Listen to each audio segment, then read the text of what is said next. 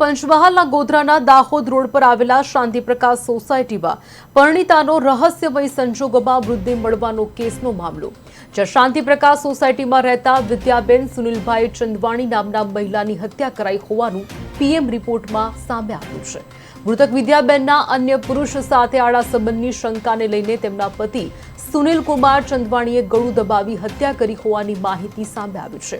આડા સંબંધની શંકાને લઈને પતિ પત્ની વચ્ચે છેલ્લા કેટલાક સમયથી થતા હતા ઝઘડા. પોલીસ દ્વારા મૃતદેહને પીએમ માટે ગોધરા સિવિલ હોસ્પિટલ ખાતે મોકલવામાં આવ્યો હતો, જ્યાં ગળું દબાવીને હત્યા કરાઈ હોવાનું પીએમ રિપોર્ટમાં સામે આવ્યું છે. ગોધરા શહેર અને ડિવિઝન પોલીસે સમગ્ર મામલે મૃતકના પતિ સામે હત્યાનો ગુનો નોંધી કાયદેસરની કાર્યવાહી હાથ ધરી છે.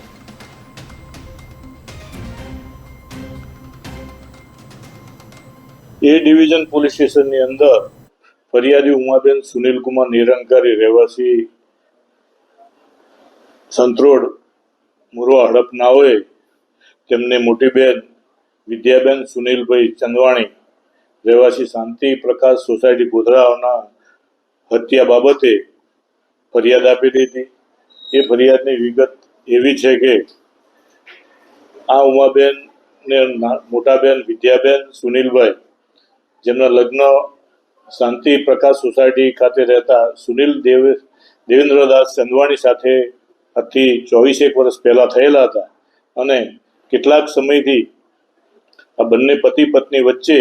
ખટરાક ચાલતો હતો અને મરણ જનાર વિદ્યાબેનના પતિ સુનિલ કુમારનાઓ વિદ્યાબેન ઉપર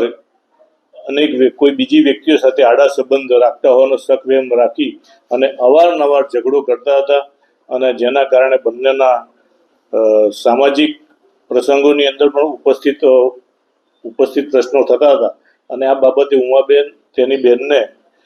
શાંતિથી જીવન ગુજારવા માટે પણ અવારનવાર સલાહ આપતા હતા. પરંતુ ગઈકાલના રોજ તેઓ પરમ દિવસના રોજ સુરતથી આવ્યા અને સુરતથી આવ્યા બાદ તેમની બહેન સાથે ટેલિફોનિક વાતચીત કરે છે અને ત્યારબાદ પોતાના ઘરે હતા અને એ દરમિયાન તારીખ 21/7/25ના રોજ તેમના પતિ સુનિલ કુમાર સાથે કોઈ કારણસર ખટરાક થયેલો અને